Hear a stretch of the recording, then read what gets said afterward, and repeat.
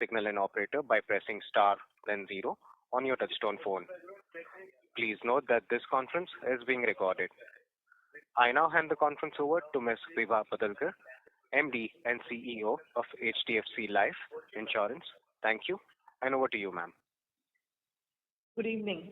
I would like to welcome everyone to our earnings conference call for the quarter ended June 30th, 2024. Our results, which includes the investor presentation, press release, and regulatory disclosures, have already been made available on both our website and the stock exchanges. Joining me are Suresh Badami, Deputy Managing Director, Neeraj Shah, ED and CFO, Vineet Arora, ED and COO, Ishwari Murugan, our Appointed Actuary, and Kunal Jain, SVP Investor Relations and Business Planning. Moving on to key highlights of Q1FY25. Starting with operating performance, we have kicked off the year on a strong note, achieving a robust year-on-year growth of 31% based on individual APE, translating to a 2-year CAGR of 21%. This healthy growth is bolstered by strong performance across all metrics. We registered an increase of 22% in the number of policies and a ticket size expansion of 7%. Our growth outpaced both the private sector and overall industry on a year-on-year basis as well as a 2-year CAGR basis. We experienced growth resurgence in Tier 1 markets whilst maintaining strong growth in Tier 2 and 3 geographies. Tier 2 and 3 markets continue to account for 2/3 of our business in terms of APE and 3/4 of our business in terms of number of policies sold. We observed healthy growth in the number of policies across both savings and protection segments as well as across geographies. The proportion of new to HDFC Life customers in Q1 remains robust, exceeding 70%. We achieved a strong growth of 46% in retail sum assured, driven by expansion in retail protection, higher sum assured multiples for saving products, and robust rider attachment. Regarding our product mix for the quarter, ULIPs accounted for 38%, non-par savings for 35%, participating products for 16%, term for 6%, and annuities for 5% based on individual APE. While we began the year with a high ULIP mix, we have been successful in lowering it during the quarter. We anticipate this moderation to continue in the coming months, driven primarily by product launches across other categories. We have observed strong growth in non-par products, with the segment achieving a year-on-year increase of 41%. Additionally, our continued introduction of newer variants within the Click to Achieve umbrella has resonated well with customers, with the latest variant garnering rupees 100 crores of new business in merely 16 days. Retail protection experienced significant growth of 28% based on individual APE and a robust 36% on a 2-year CAGR basis. This is despite us continuing to follow a calibrated pricing and risk management approach. The Credit Protect segment remained flat due to slower disbursement in certain lines of business and increased competitive intensity across select partners. Our focus remains on building a sustainable and profitable business in this segment, and we are prepared to temporarily step away if a segment or a partnership becomes unviable.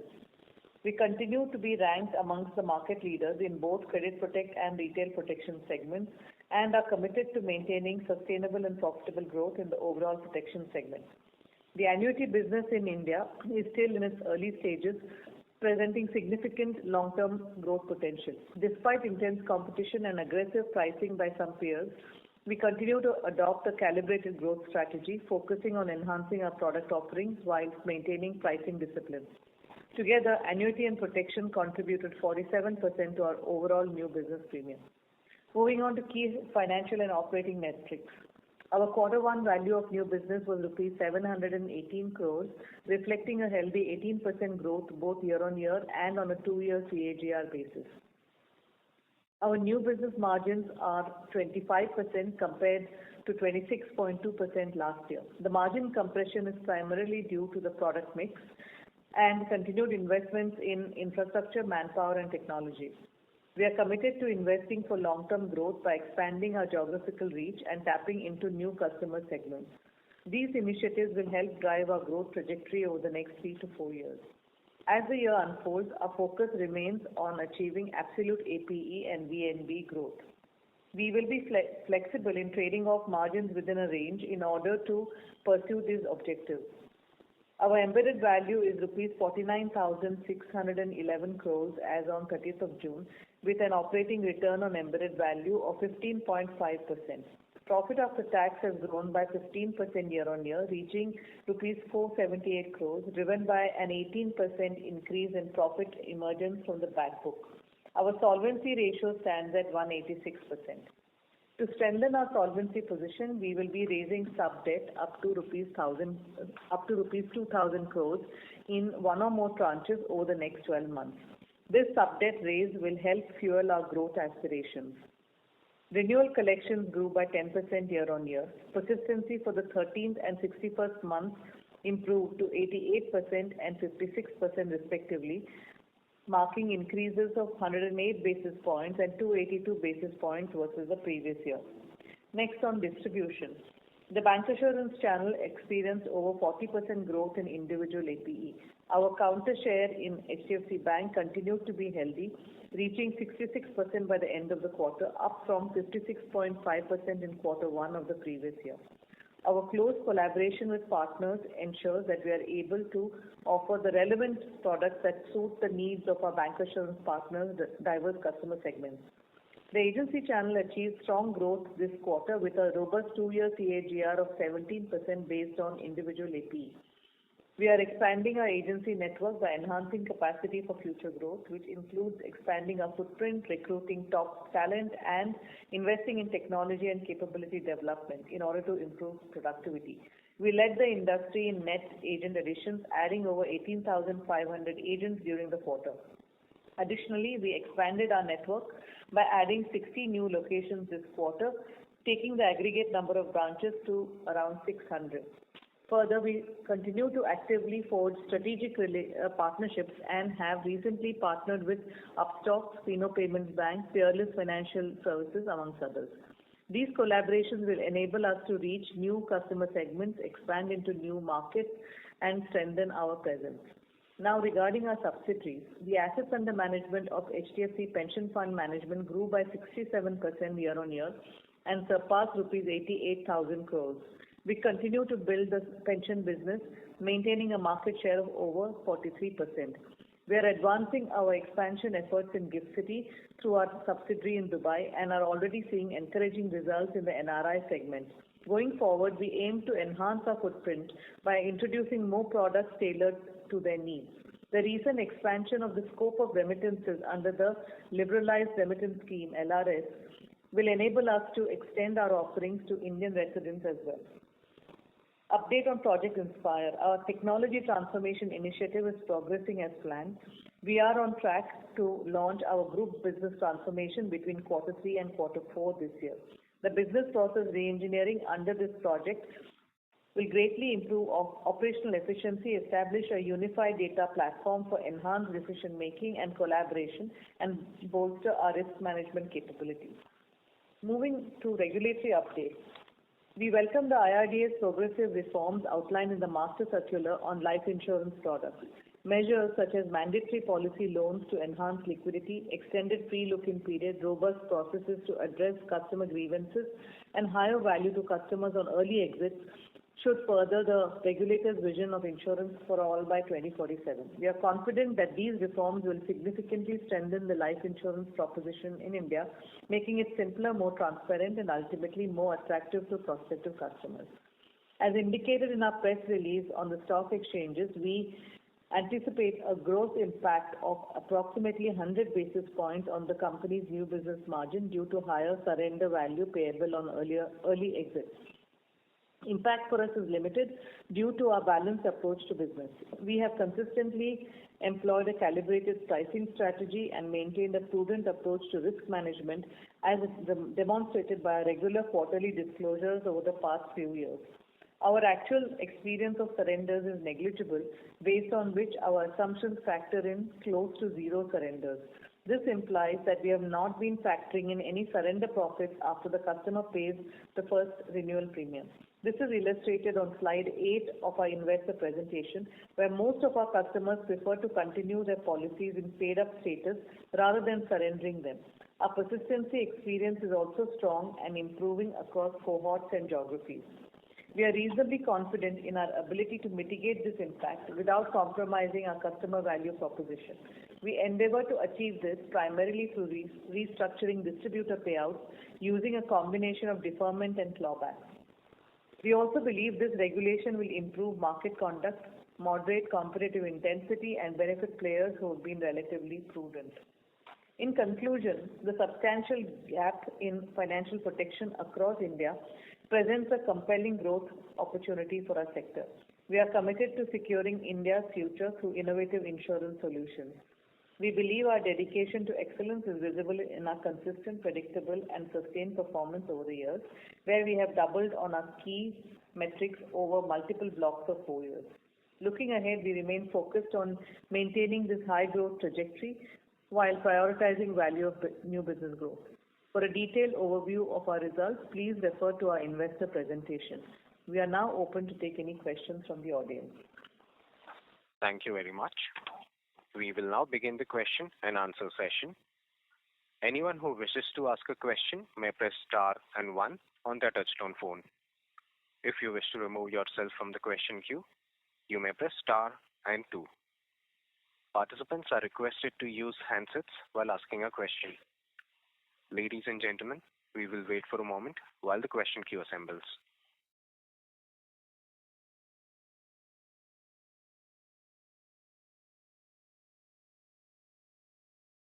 Our first question is from the line of Avinash Singh from Emkay Global. Please go ahead. Yeah, hi. Thanks for the opportunity. A few questions. The first one is rather not related to this quarter or even the surrender values. It is more regarding the sensitivity to taxation, the corporate tax rate being increased. So if I see your sensitivity to the VNB margins, it appears reasonably, higher. Just wanted to clarify that when you are sort of showing this sensitivity from corporate tax going to 25%, are you also assuming all the exemptions being taken away?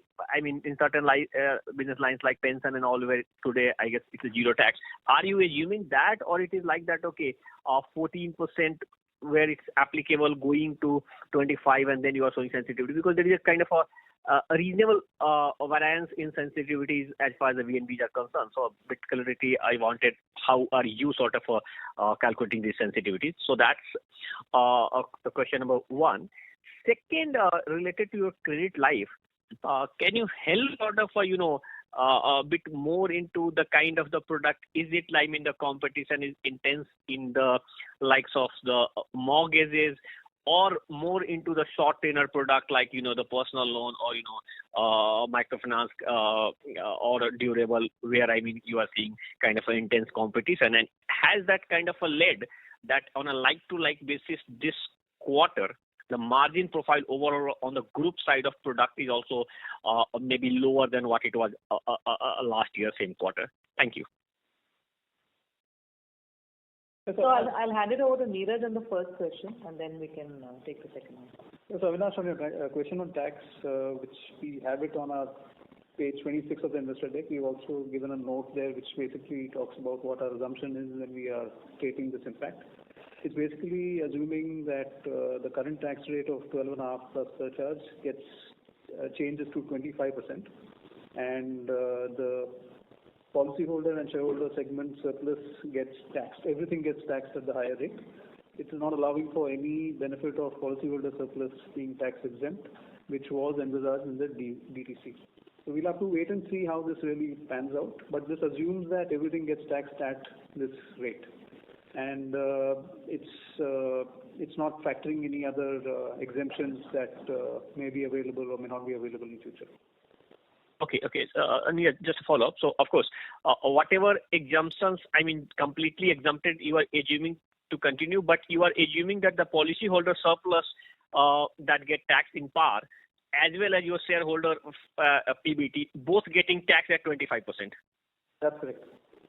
Okay. So you are assuming basically 25% taxation. So basically, with that way, I mean, if you are having certain par business, then I mean you are penalizing yourself a lot more in the sensitivity analysis, because I mean it is the par business basically where the policyholder surplus will get taxed.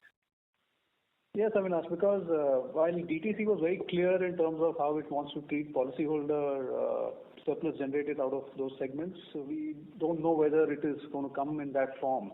So we didn't want to make any assumptions of that lower tax on that segment. So we've taken the maximum rate on everything, and I guess we'll have to wait and see how it really comes out when. Okay. I mean, pretty advanced taxes, and I mean, at both points you are going to tax at 25%. Okay. No, thanks. That clarifies. Yeah, I just want to add here that there was a particular reason why the rate is 12.5% plus surcharge. I won't go into the technicalities of it, but I think it is somewhat misunderstood or just in terms of speculation that this is, and given that the last 3 terms DTC has not been talked about, there was a particular reason why, like I said, the rate, what it was. There was later on, and going back 25 odd years, and there was an IRADI committee, which then subsumed the way policyholders and shareholders profits together, and because the intention was not to tax policyholders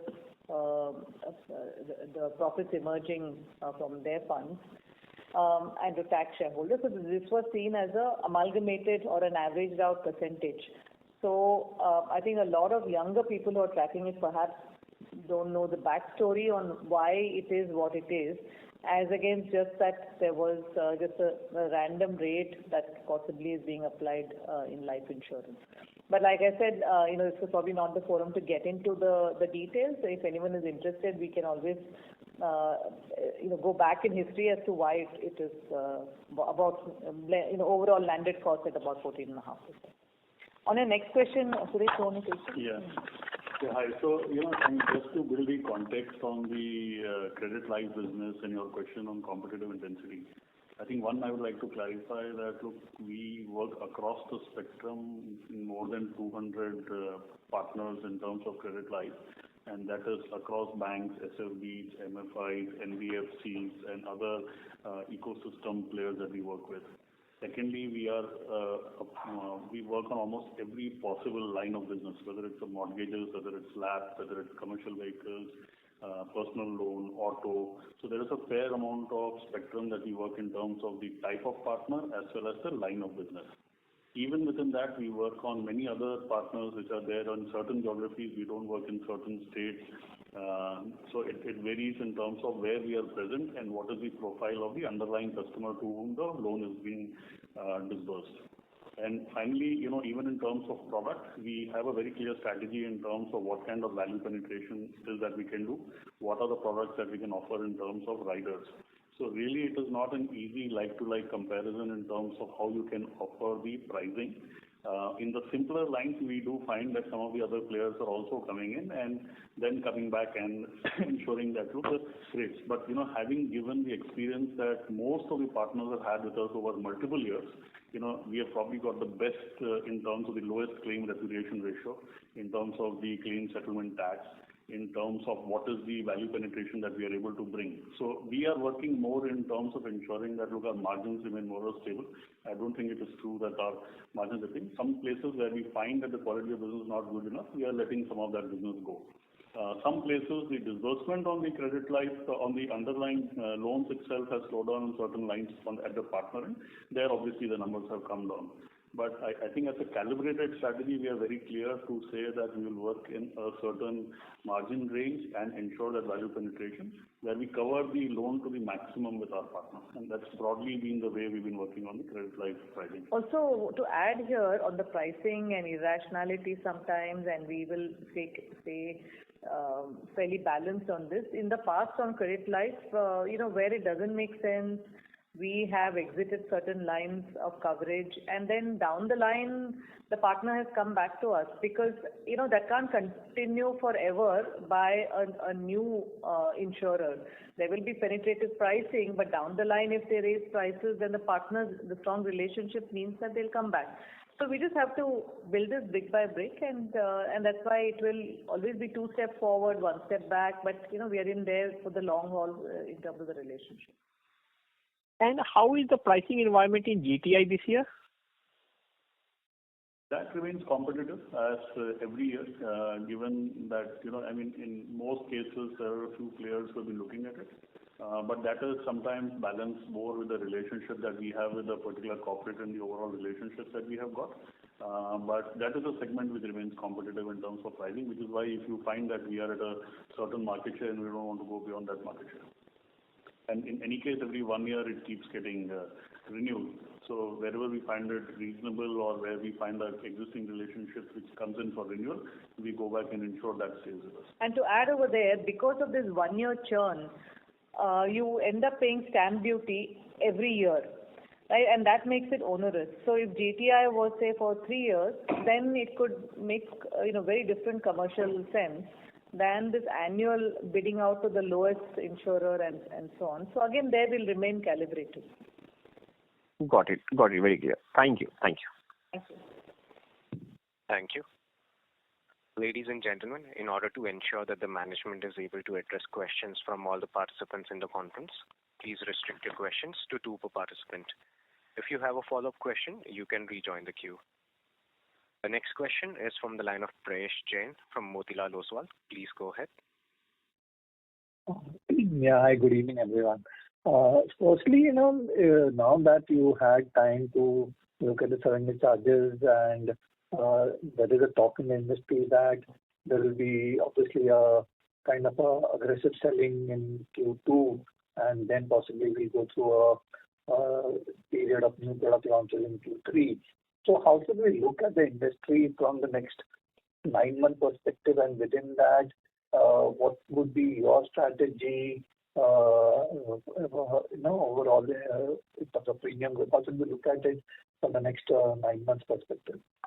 See, Prayesh, this aggressive selling is something that we don't like, and we did not do it when the budgetary changes were happening. We did not resort to fire sale and so on. And even more so now, because the product will actually be better for the customer in the event that they want the liquidity. So just because somebody might be saying, okay, the IRRs might drop and so take my product right now. So we are not going to, it's going to be absolutely business as usual for us between now and the transition period. Got that. And from a margin perspective, the product mix has been favorable when share of protection has gone up, share of annuities has gone up. This I'm more looking from a sequential perspective, but still, margins have kind of come off. It's primarily led by expenses, and so how do we look for the full year margins? So, like I mentioned, even in the April call, we are focusing on 2 outcomes. One is growth that is faster than industry growth. This is new business APE, retail APE growth. And the second is in terms of VNB growth, again getting back to doubling every 4 years in a very consistent manner. So margin will be to some extent an outcome, while at the same time we don't intend for it to yo-yo excessively. And by that I mean 300, 400, 700 basis points. That's not what we have in mind, but a little bit here and there. Also, the reason for that, my saying that is that clearly there is an uptick for unit link has been over the past several months thanks to the markets, and so that is something we cannot ignore. Second is that customer acquisition continues to stay to be important so that we can upsell to the customer and so on down the line. And so we'll remain range bound as far as unit link is concerned, while at the same time delivering VNB growth. Last question on protection, retail protection. Is there a pricing action that's happening in the industry, and is there some pressure from reinsurers? And what would be the reason for seeing if there is any major pricing action that's happening?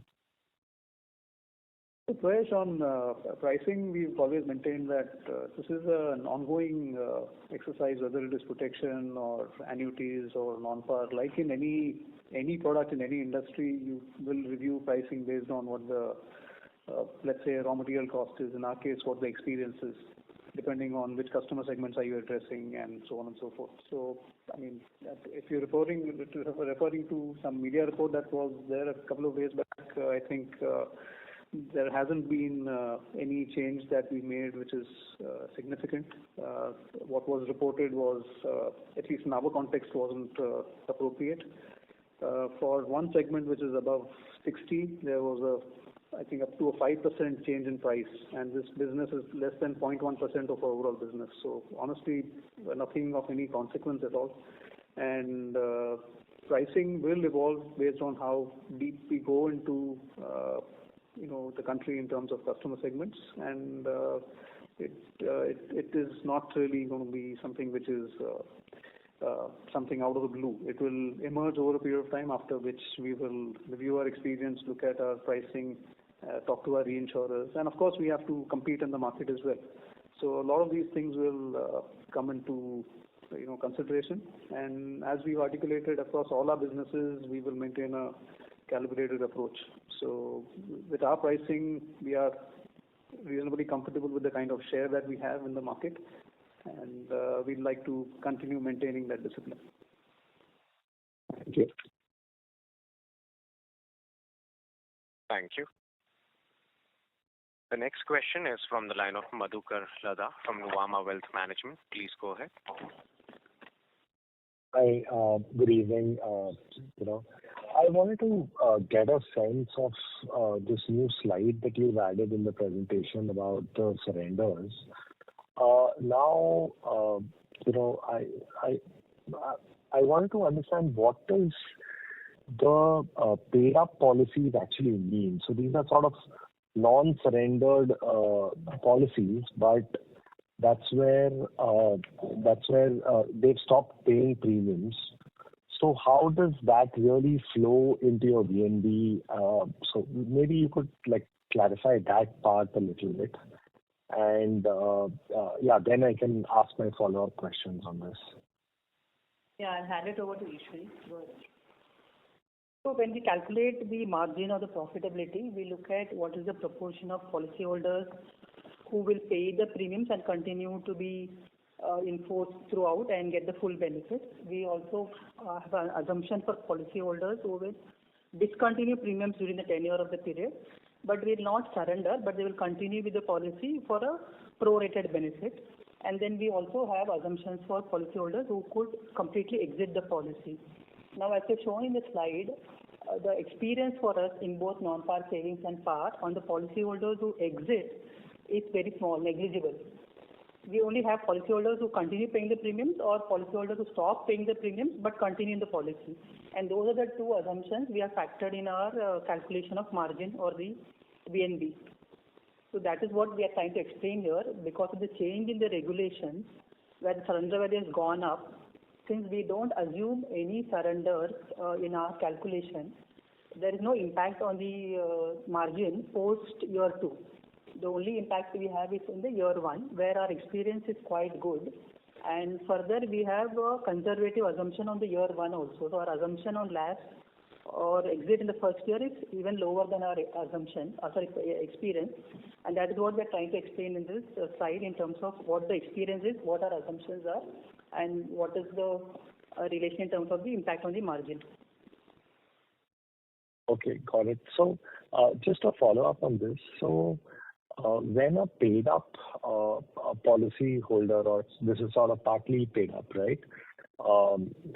He's probably paid up for 2 years and then stopped paying premium. When when the policy matures for him, that's what you mean, that he will not surrender the policy and the policy will mature in a partly paid status. What benefit does he get at that point of time, or benefit? To give an example, suppose a policyholder has taken a 5-pay policy of say 1 lakh premium, and just as an example, suppose the maturity value is 10 lakhs.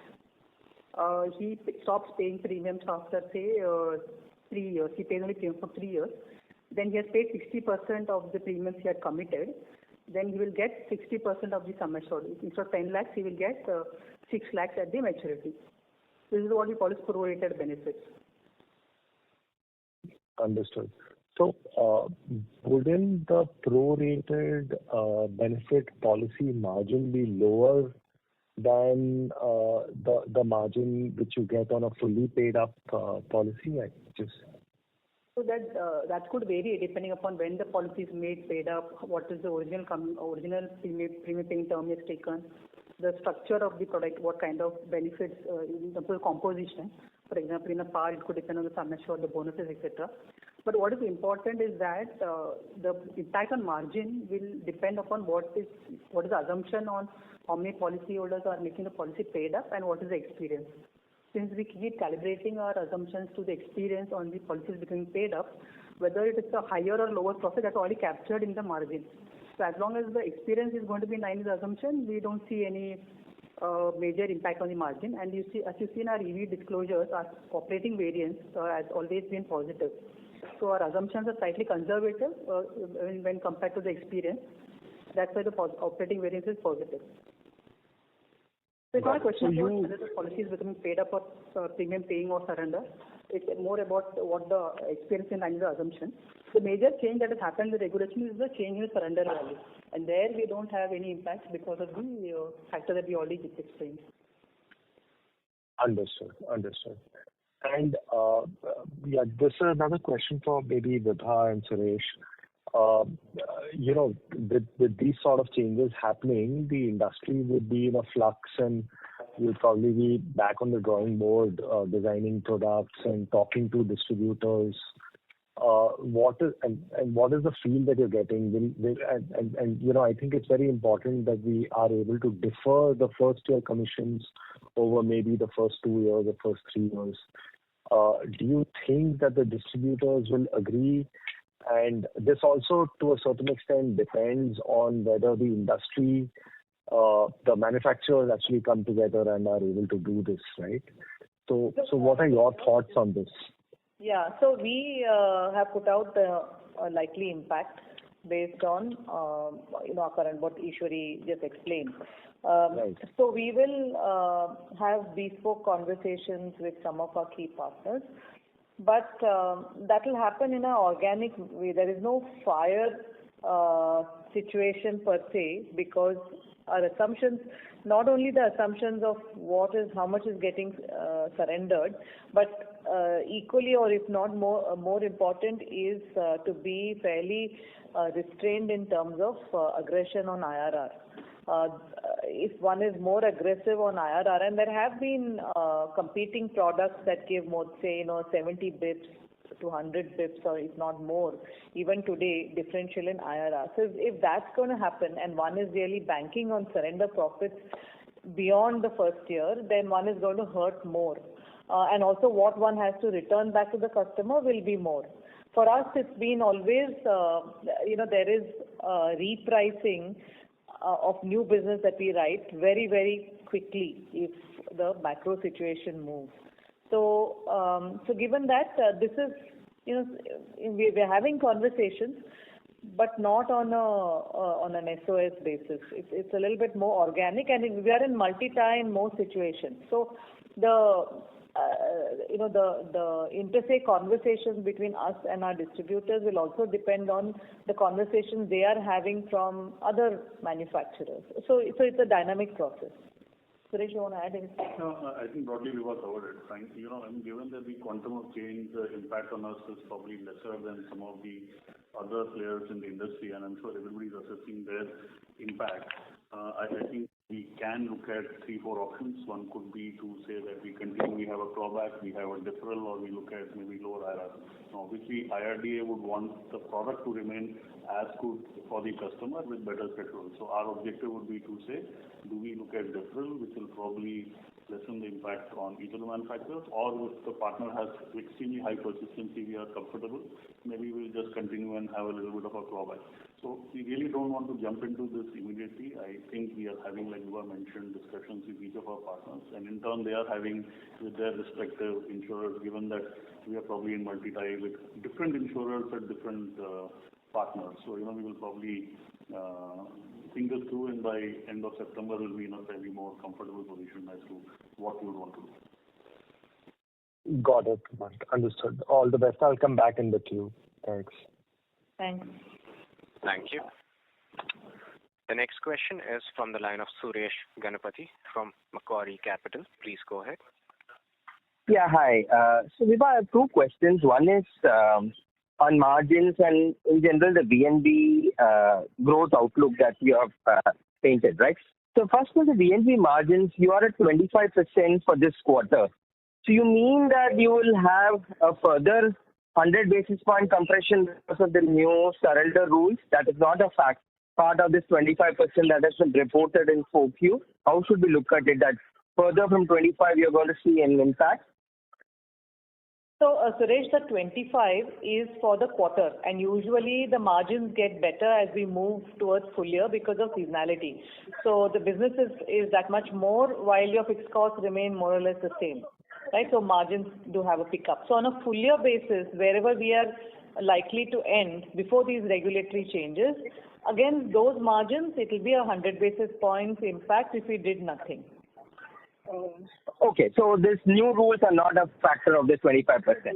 Okay, so just wanted clarity on that. And the second thing is, you are saying you want to double your VNB in 4 years. So that's a 19% CAGR.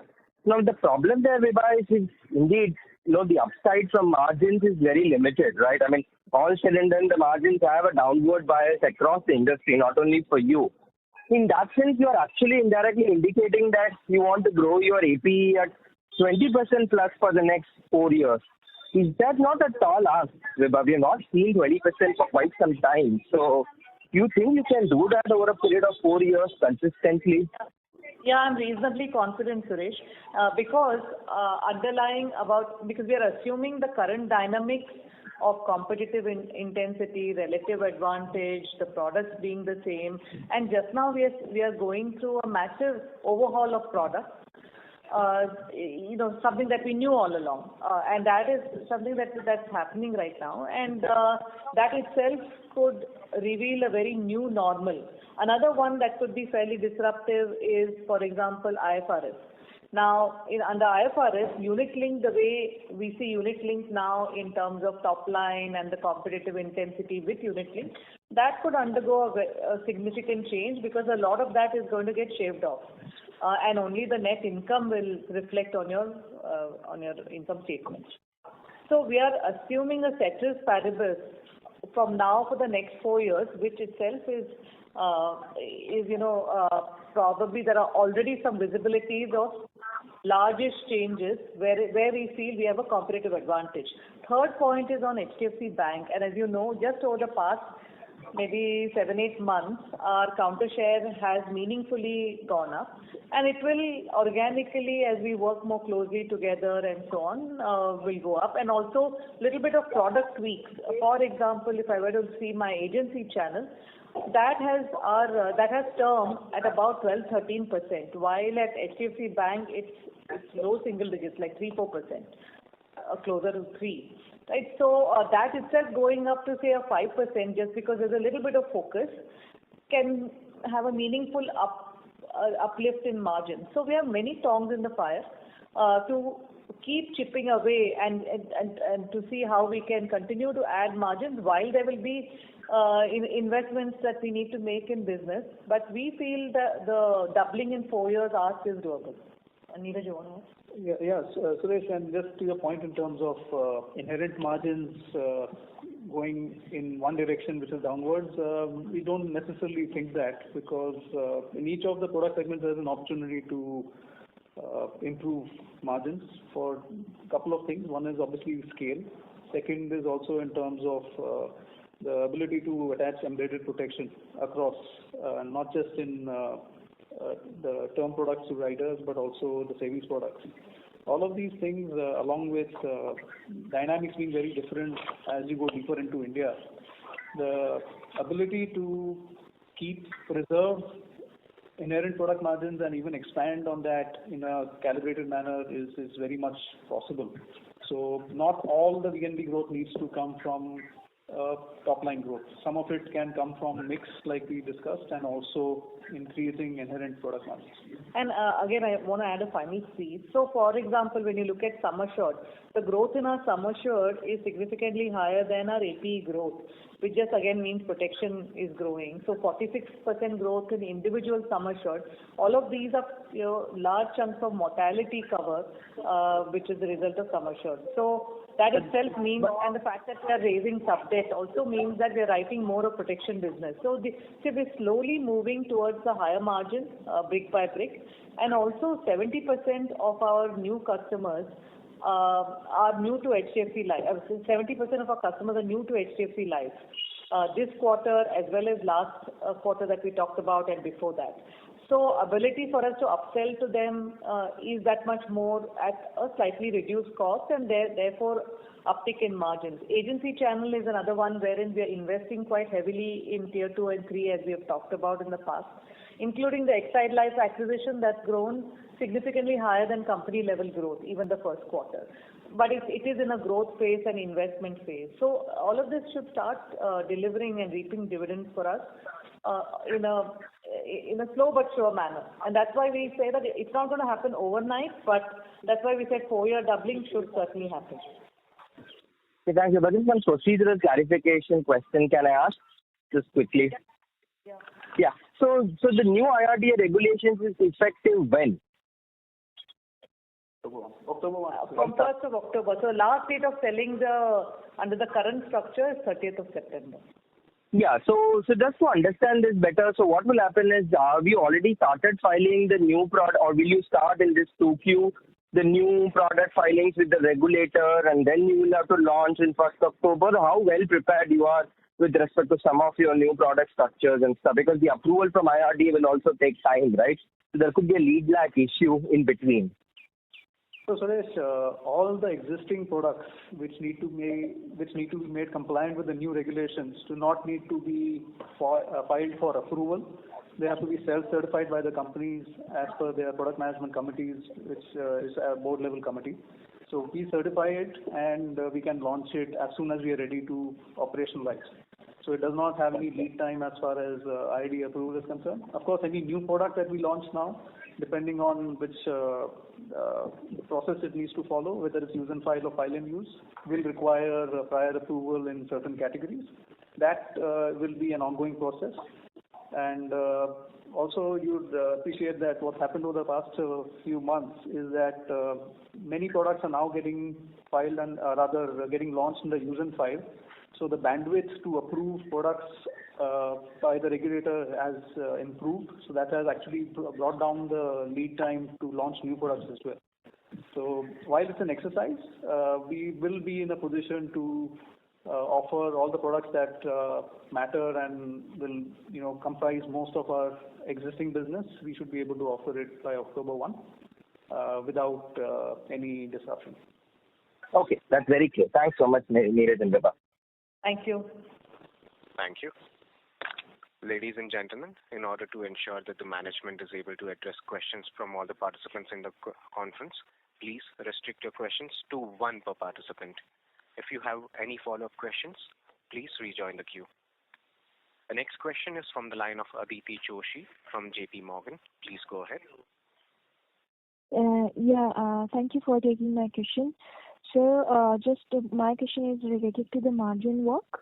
In full year 2024, we had some negative impact coming in from the expenses. So I'm just wondering that for the first quarter, do you have such impact persisting, or how was the work for first quarter? If you are able to share your view, please.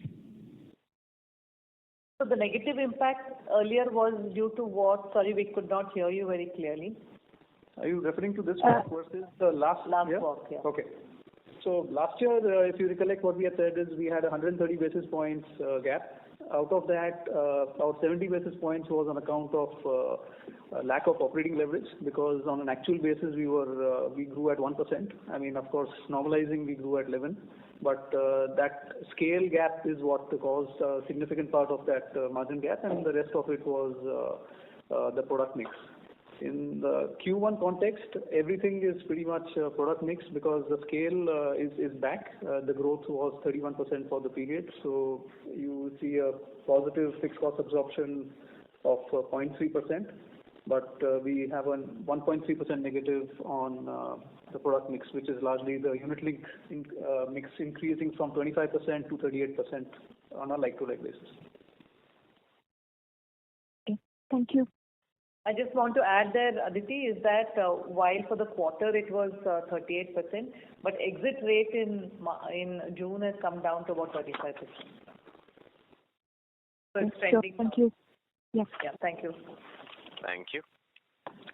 The next question is from the line of Gaurav Jain from ICICI Prudential Mutual Fund. Please go ahead.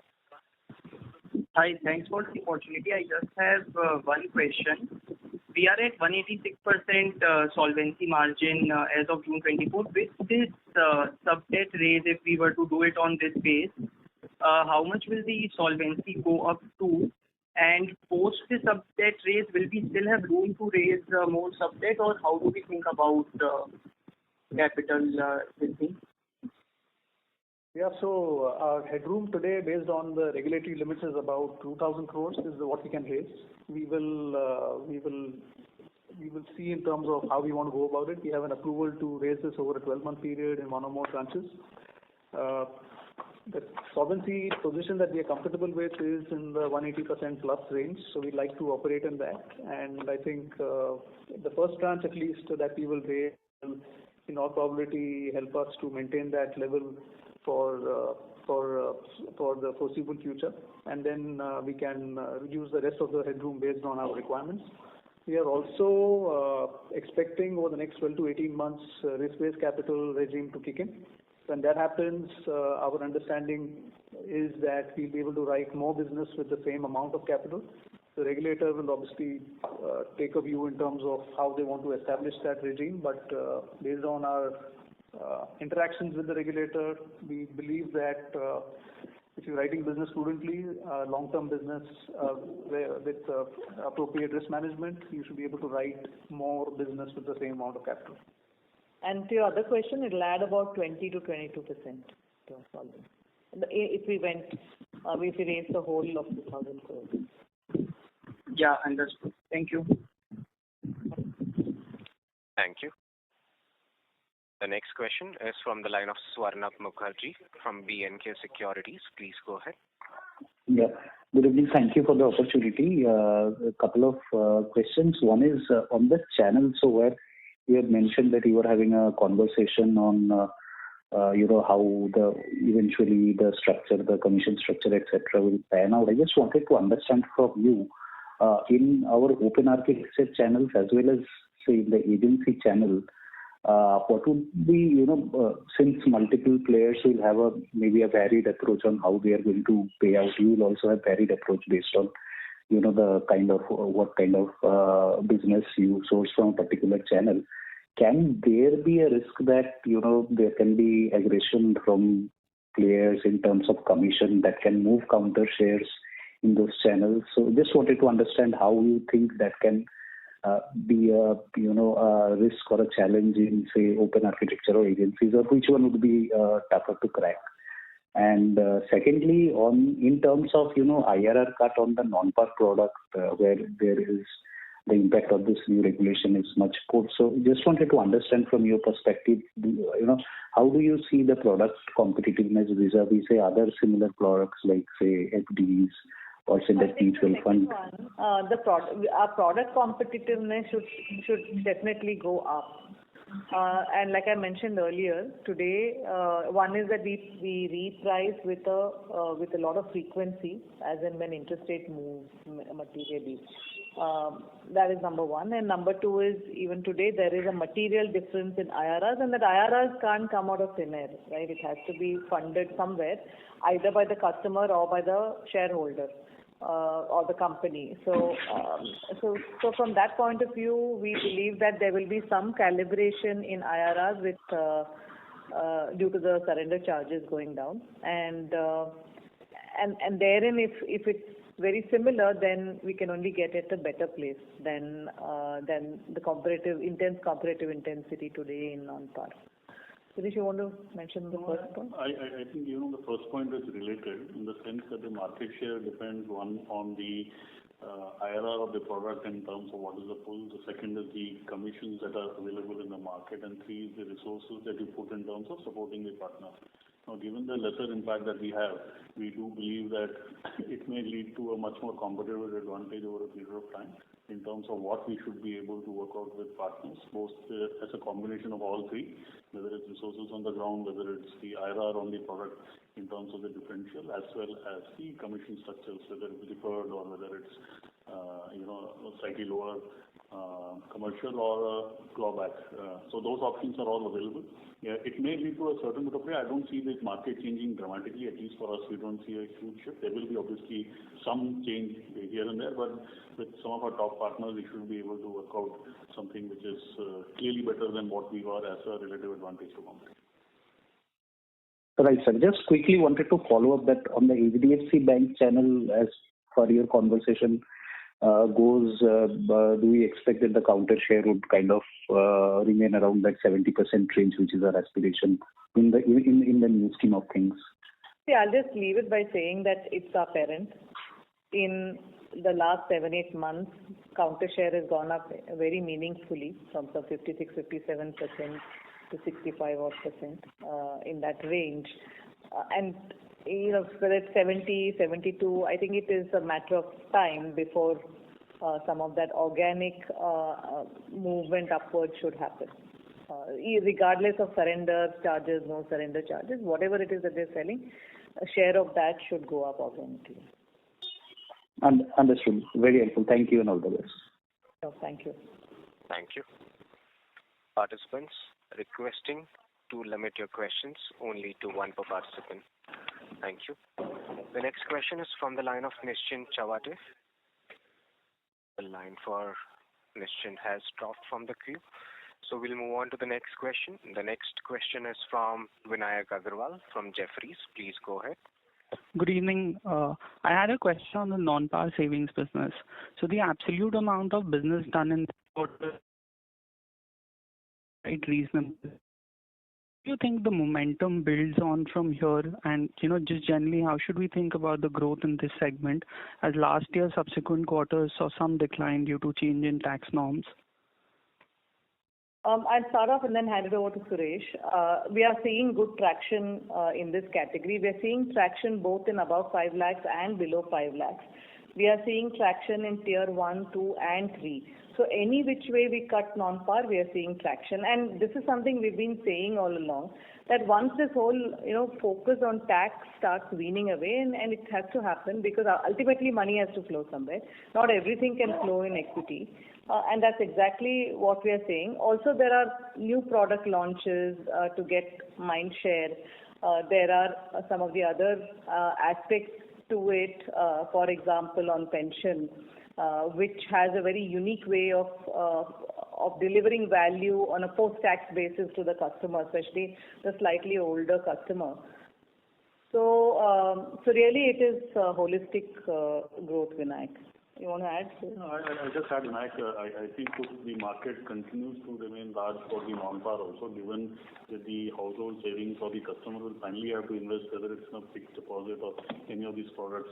So as a competitive product to some of the other fixed benefit kind of products which are available in the market on the guaranteed product, we believe the non-par product still has a fairly large scope in terms of growth. So even some of our products like Click to Achieve, which we have now launched, it's a very unique do-it-yourself kind of a product which kind of addresses the panel solution. So when you go out with a product like that in the market, really it is for us to expand the market in terms of the activation that we have at our specified persons at the banker level or our financial consultants in the agency level, as well as the number of new unique customers that we bring in. And like Vibha rightly mentioned, the tier 2, tier 3 expansion, especially on this product, will get us more the ticket size as well as the number of unique customers. Great. Thank you so much. Thank you. Thank you. The next question is from the line of Nischint Chawate from Kotak Institutional Equities. Please go ahead. Hi. Thanks for taking my question. Just one, how much was the growth from HDFC Bank this year on a year-on-year basis? It was 41%. Sure. And that, you said that the counter share increased to around 6 from 55 on a year-on-year basis. Yeah. So about 18% growth is about due to counter share increase, and about 22% is due to just holistic increase. Okay.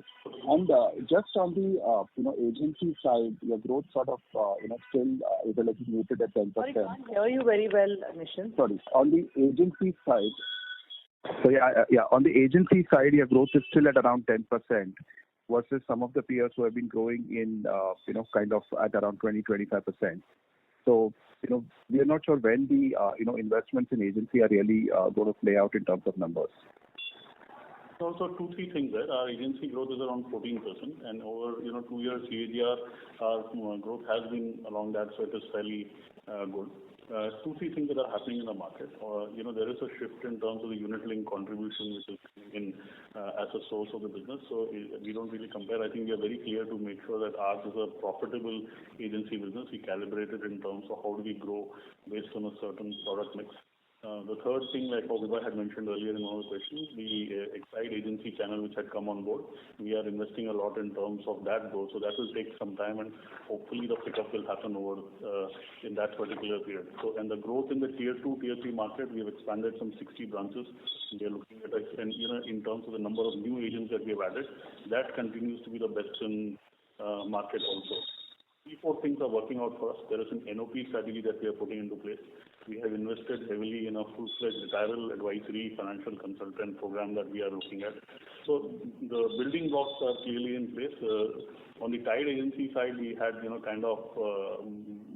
of the greater than 5 lakh in certain segments, we had slowed it down. But I now think the base effect has fallen into place, and we should be able to grow significantly. So we added like 18,500 agents net in Q1 of FY25, which was the highest in the industry. So the distribution is building, the locations are expanding. I think the Exide channel is also been growing. So fairly confident that the agency upside will start again. Perfect. Thank you. Thank you. The next question is from the line of Supratim Datta from Ambit. Please go ahead. Hi, thanks for the opportunity. So on the surrender value, slide 8, just wanted to understand, have you done any sensitivity that at least 10 to 15% of customers who are going to a fully paid up, who are taking the fully paid up route, if they move, surrender their policies? I can't hear you very well. Sorry. Supratim, may we request to use the handset, please? Hello? Yeah. Go ahead. Yeah.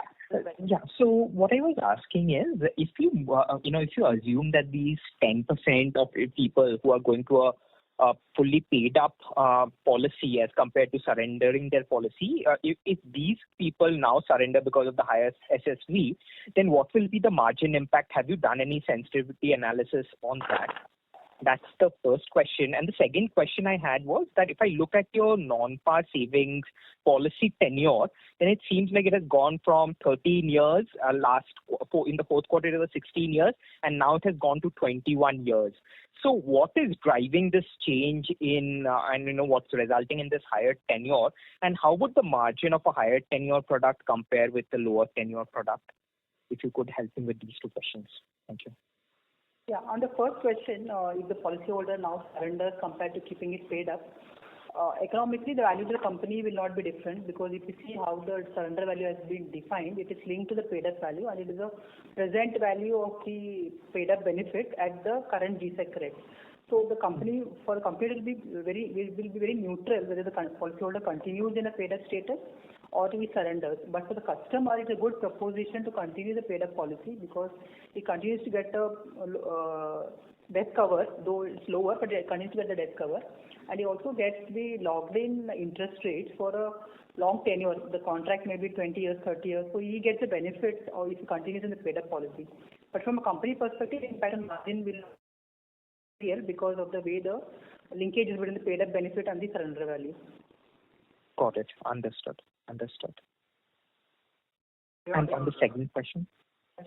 On your second question, in terms of the increase in tenure, that's something that we've been consciously driving because longer-term products can offer better value to customers, and this has been enabled by our new launch of Click to Achieve that we had launched a few months back, and we have been launching new variants in that, which encourage customers to stay for a longer period of time and get a higher value proposition. And that completely syncs in with the economics for us also. The longer the policy term and premium payment term, the better are the margins as well. So it works for everybody, and that's something that we've been driving consciously as well. Got it. And what would typically be the margin differential? Could you give us some sense that, was a 13-year policy versus a 21-year policy, how would the margin differ? Sorry, we can't get into specifics on that, but it'll be meaningfully different. And I think one thing you can maybe look at is in terms of if on a non-participating product, the margins are higher than company average. You can expect a significant delta on that for a longer term policy. So it is fairly meaningful. Got it. Understood. Thank you. Thank you. The next question is from the line of Nitesh from Investec. Please go ahead. Thanks for the opportunity. Do you see any change in the new business train with the higher surrender values post 1st October? Not in our case because of what all Ishwari had mentioned. As well as surrender assumptions does not result in a very significant change in our reserves, so that does not affect our accounting profit. But impact could be different for different approaches that companies may follow. Sure. And why don't we go with a strategy of no change in the commission structure and try to gain market share? Because the impact on us is quite low versus some of the other peers. So why don't we take this opportunity as a market share gain opportunity versus profitability neutral strategy? Yeah, I think anyways, there's nothing that is off the table. We will explore all options with different partners. However, I think our regulator is also looking at little bit of collaboration with partners in seeing how payouts can be more back-ended. So that is also a tacit kind of expectation from the regulator. But we will have all sorts of options and iterations, I'm sure, between now and 30th of September. Okay, thank you. That's it from my side. Thank you. Thank you, Nitish. Thank you. The next question is from the line of Shreya Shivani from CLSA. Please go ahead. Hi, thank you for the opportunity. Most of my questions are answered. Just two. First is in the VNB walk. I know it's a very small number, but there is some change in assumption. I'm not sure if I've missed this. If you can give some details of which assumptions have we changed? Is there any trend that we should know about? Second, again on the surrender value itself. One of my questions was that it's very useful that the data that you've put across on slide 8 about how much surrenders you actually face in the different years. But given that the surrender format now is such that probably after third or fourth year, the customer can actually get 100% of their principal back, unlike earlier when it would be at 50% or 60% or whatever the old format was. So in that situation, are you also accounting in for any change in customer behavior, or have you guys thought about how would you go about that? Those are my two questions. Thank you. On the first question, the assumption changes we do as an year-end exercise based on the experience that is emerging. We have changed the assumptions in mortality, persistency across product segments.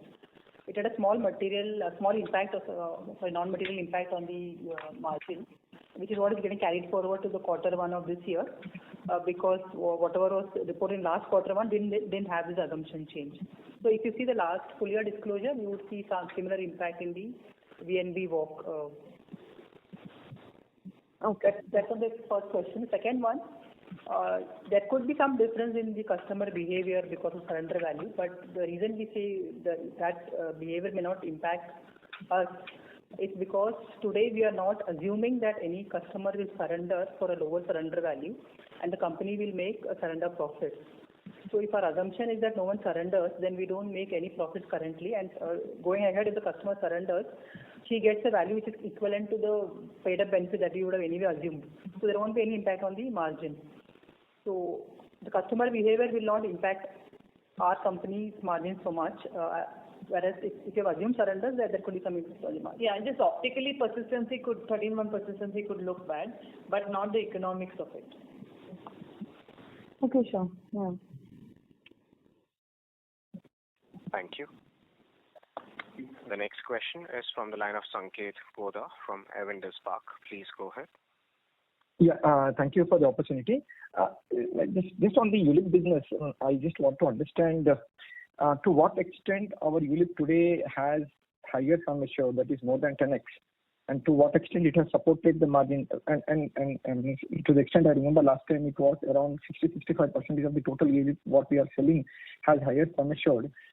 So is there any further headroom available to do that more to improve the margins or hold up the margins even if the ULIP contribution goes up? That's on ULIP. And then the second is you're raising sub debt, maybe during the year you will do it. Then the difference between what you will pay as interest and where you will invest, how much likely impact it will have on VNB margins? If there is a 100 bps difference, I believe that impact could be somewhere between 60-80 basis points. So just wanted to understand how it will play out. Yeah, so Sanket, on the first one on unit link, we had, I think, mentioned a few quarters ago that we've started attaching riders as well as the multiple of sum assured, which customers were used to taking, say, 10x, and moved to 20x in the last couple of quarters, and it has in fact started expanding beyond 20x as well now. So there is room, and customers are preferring to use this as a vehicle to not just save, but also to get meaningful protection in the same product. So that journey is very much on and moving in the right direction. Also, our rider attachment as a journey which started a few years back is still in its very nascent stage. We are yet to see the full benefits of the rider approach in terms of multiple riders per policy. So that journey is just started. So the headroom is very significant from here on. So Neeraj, what is the weighted average sum assured today in ULIPs, and what extent of the business is sold in ULIPs has higher sum assured? So I mentioned that 20x was the number sometime back. Now it is close to 30x. Okay, perfect. So, and proportion in the proportion of the total premium what we did, how much is higher sum assured? No, so we don't look at it that way. We basically okay. look at it level, and I think it really depends in terms of which channels are selling, what kind of a tenure, etc. So we don't really have that as a target or any of that. We're basically just seeing if customers across the board are willing to consider buying protection through this in a more meaningful manner, and that is happening, and we are quite happy to drive that as we go forward. On subordinated debt, we will raise it over a period of time, and we'll decide the timing based on our requirements as well as the market appetite. And in the past, the sub debt that we carry has a fairly negligible negative carry of about 20-30 basis points, because we have the ability to invest. I mean, all the sub debt that will be raised will get invested, and the negative carry on that we don't expect it to be significant, because we don't necessarily need to match the duration of what we raise with where we invest, given that we have a fairly large book, and we'll be able to minimize the negative carry and will not have any material impact on our VNB. Perfect.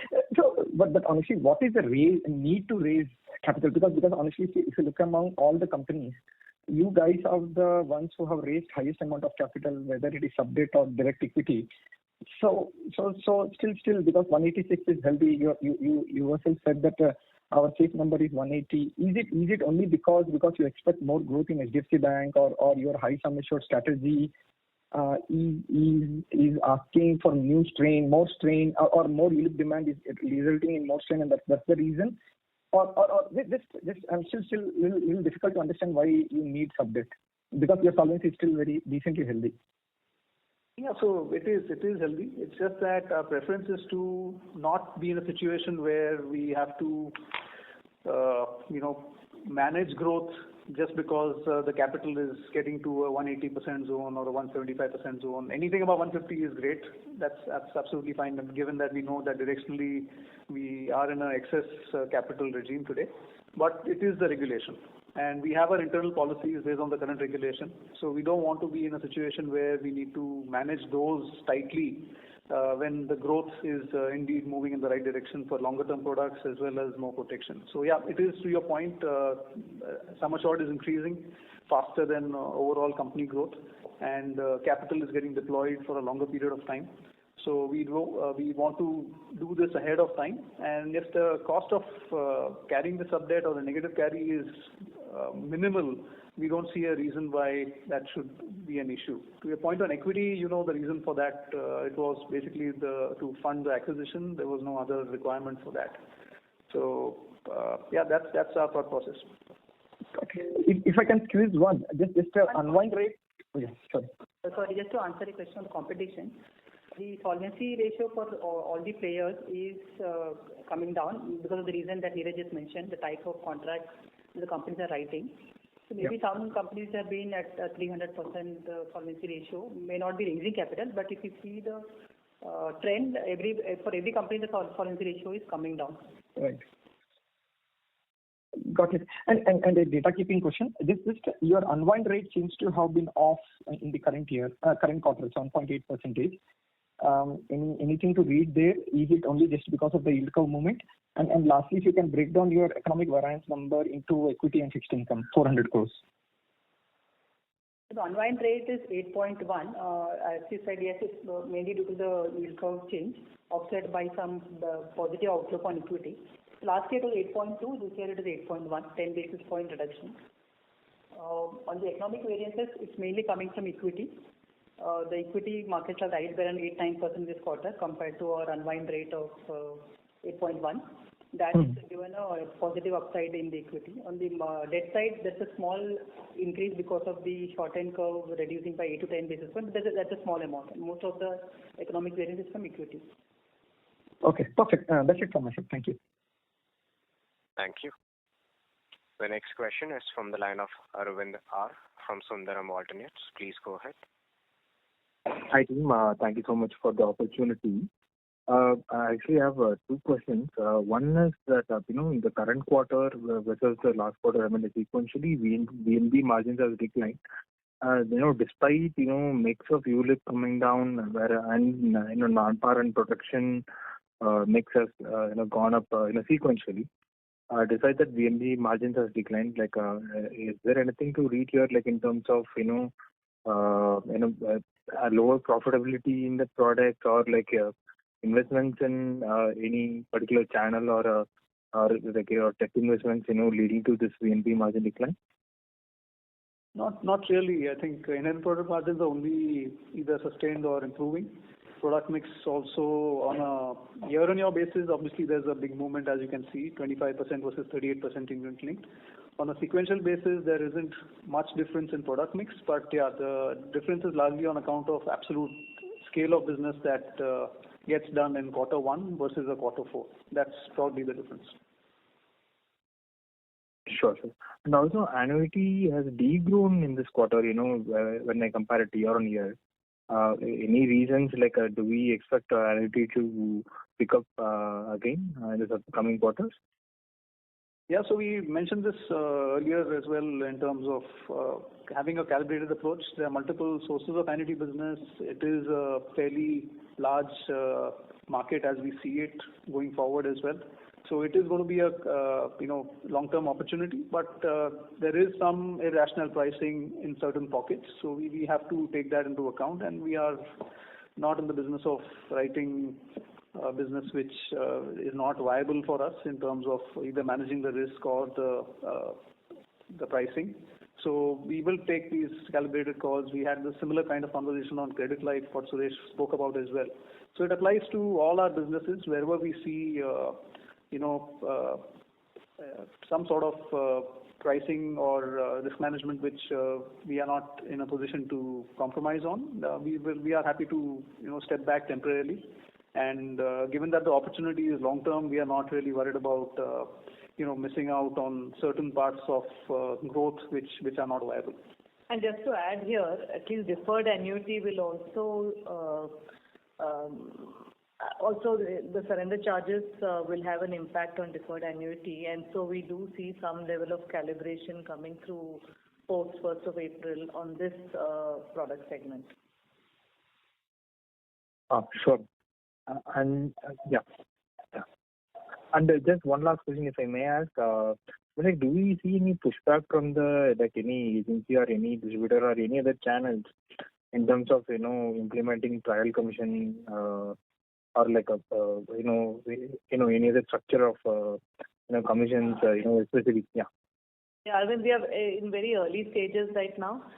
No one will agree immediately. I'm sure there will be there's some bit of convincing, some bit of expectation from regulator, and so on. So I think those conversations are on as we speak, and as you will understand that we don't want to really put out everything in a public forum for some of these private discussions. Sure. Thank you so much. Thank you. Thank you. The next question is from the line of Dipanjan Ghosh from Citi. Please go ahead. Hi, good evening. There's two questions from my side. First, on the non-par business, you clearly mentioned that, growth has been across the spectrum, be it geography or ticket size. But if you can give some, breakup of the low ticket growth in non-par versus the 5 lakh rupee plus growth in non-par for the quarter. Second, just a data keeping question. If you can give your HDFC Bank mix in your individual business for the quarter.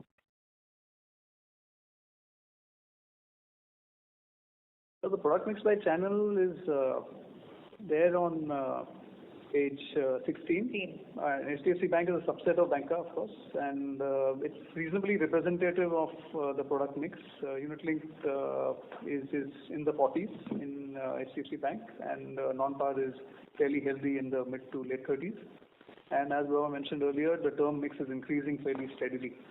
So that's probably the mix. So not very different from the other Banca channels, but by and large moving in the direction that is right from a customer perspective as well as for all the stakeholders. As far as growth on non-par, it's across the board, and obviously, as you will appreciate, on a very low base, greater than 5 lakh growth is extremely high. So, I mean, it's not a number that we want to talk about, but it's just a base effect. So there is a fairly healthy growth of over 30% on up to 5 lakh as well. And on a very low base, the growth is much higher in greater than 5 lakh. Just to follow up, I just wanted to know that out of the 100 rupees of individual AP that you have written, how much will be HDFC Bank for the quarter? 51. Correct. How much would that be in the base? I mean, 1Q last year? So I'll just explain. So we grew about 40%, and about 18% is because of share increase, and the rest is, so about 22% is just normal growth. And HDFC Bank also has grown about 22 odd %. In the mid 20s, they're all put together. Okay, good. Thank you. And all. Thank you. The next question is from the line of Rishi Jhunjhunwala from IIFL Institutional Equities. Please go ahead. Yeah, thank you. Just a couple of questions. One is, our UM is now at a decadal high, and even adjusting for any kind of reclassification of commission payouts, it looks like both year on year and sequentially it has gone up. So just wanted to understand, what is driving that, given that, even on a year on year basis, our growth was decent. So have commission payouts gone up? And the second question is, when you are offering a guaranteed return product, what kind of, rate of return do you make or do you assume? Is it higher or lower than GSEC plus 50 days? Sorry, you see, you'll have to come back on the first one. We didn't completely, capture what you were asking. The second question is in terms of the spread. Is it changing? Is that what you're asking in terms of non-par? No, I just wanted to understand how much rate of return do you actually end up making on non-par? Okay.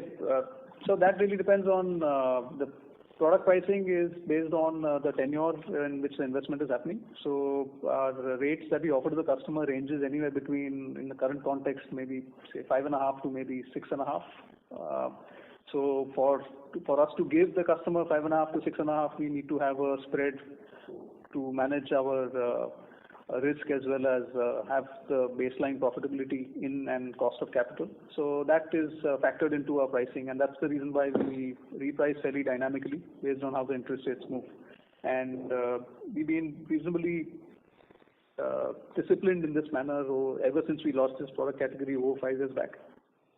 So we have broadly managed to maintain our spreads even in a fairly intensely competitive environment. And we've done that through multiple things. One is, of course, the strength of the distribution that we have, and also new products that we launch from time to time, which in which the customer and distributors as well are able to see beyond just the rate. And like in protection, there are many other considerations that go in when a customer is buying a product. So that works for us fairly well in the segment. Okay. No, the only reason I asked that question is, for the surrender regulations, we had been allowed to discount with a factor of GSEC plus 50 bits. So what I was trying to understand is, at a portfolio level on that, say, guaranteed return product, do we end up earning more than that or less than that? That's about it. More than that, Rishi. Okay, understood. And just the first question that I was asking was on, EOM as a percentage of NEPs now up to almost 22%. It is pretty much at a decadal high, and even adjusting for any kind of reclassification from OPEX to commissions, it seems like our commission payouts have gone up substantially because it's visible in the sequential pickup as well. So just trying to understand whether, what is driving that? No, so it is, if you see the total expense ratio for full year FY24, it was within 20 basis points of the previous year, right? And the commission structure started changing last year after the EOM regulations that were effective from beginning of last year, right? And that journey continues as we speak in FY25 as well. So nothing really materially different from that. Our cost of acquisition on a like-to-like basis hasn't really changed meaningfully. At the margins, there could be relationships in which there could be some changes, but at a very broad level, there are no significant changes in the overall cost of acquisition.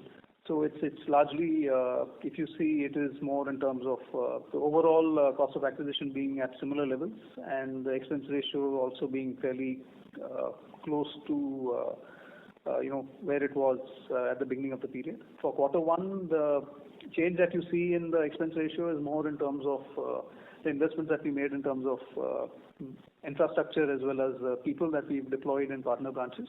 Nothing much to do with the commercial arrangements. Understood. Thank you. Thank you. Restricting everyone to limit your question only to one per participant. Also use only handsets to ask a question. The next question is from the line of Arul Selvan from Independent Advisors Private Limited. Please. Hi. Thank you for the opportunity. I just had one bookkeeping question. On slide 33, it says that your current solvency ratio is, given after assuming the dividends. Without assuming the impact of the dividend. So could you just tell me what would be the solvency ratio after including the impact of the proposed final dividend? Around 5%. Okay. All right. Thank you. Thank you. The next question is from the line of Anurag Mantri from Oxbow. Please go ahead. My questions have been answered. Thank you so much. Thank you. The next question is from the line of Neeraj Toshniwal from UBS Securities. Please go ahead. Yeah, hi. So wanted some sense on the distribution. Obviously, we have already mentioned like 41% growth from HDFC Bank, also 18% is the wallet share change. But is it correct to understand that last year, second quarter, we already had a higher wallet share, so that base will be off, and we will have a normalized growth from banca and from Q2. So is the right understanding? Not the entire Q2. It started moving up slowly from August and meaningfully from September onwards. Okay. And in terms of agency channel growth, it looks a little tepid, relatively. Obviously, ULIP is one of the reasons. But how do we see that agency growth picking up from second quarter? We did address this in one of the earlier questions also. I think, look, there are a few input parameters which are in place for agency, and we do believe a little bit of the base effect of last year will help us grow our agency faster. So the Exide agency channel is expanding. We believe that will happen with tier 2, tier 3 expansion with the new branches that we have set up last year. That should help us expand into newer locations and newer geographies. Third, of course, is the fact that we have invested heavily in terms of training as well as a lot of new products that have got launched which are getting picked up by agency. So we do believe that agency should also pick up in quarter 2 as compared to quarter 1. Got it. That is helpful. Any view on composite license? Last question. So we are hopeful that it gets introduced in the both the House of Parliament, and hopefully it gets passed. We've been waiting for a long time, and if that were to happen, we'll evaluate our options. But the bigger picture is how do we expand the pie? Not much interest in just doing the same thing, but this hopefully should open up a lot of new product ideas, innovation ideas, and that's what we'll be focused on if this comes through. Have you already started evaluating kind of products we'll be launching if at all this gets through? Yeah, we do have some ideas internally. Okay. Thank you. That is helpful. Yeah. Thank you. The last question is from the line of Raghavesh from JM Financial. Please go ahead. Hi, thanks for the opportunity. So just on the group protection bit, so you mentioned that credit product was flat YOY. So how much was the decline in the group term? Okay, so is it better now? Slightly. Go ahead. Okay. So on the group protection piece, you mentioned the credit product was flat YOY. So how much of a decline did we see in the group term, and how does that fare on a margin perspective as compared to the company level margins, the group term business? So both are almost flattish, and these are profitable segments when you get it right. But credit life is a lot more impactful than GTI. GTI for us is small. It will probably remain small. We've said in the past we'll do GTI only where it makes sense, and given it's largely one-year business, we find it difficult to ignore past experience and so on. So at the right price, we will look at it. But it's fairly negligible for us in terms of margins or premium. But the YOY decline in group protection comes out to be around 15%. So if credit protect was flat, this has to be a substantial decline. So GTI itself is not substantial. So volume, okay. Credit protect is also not a substantial decline. It's flattish. Where do you see substantial decline? I'm not sure. I see around a 15% when I try to back calculate from the protection numbers. Maybe we connect offline because the numbers are not adding up. It's flattish. Yes.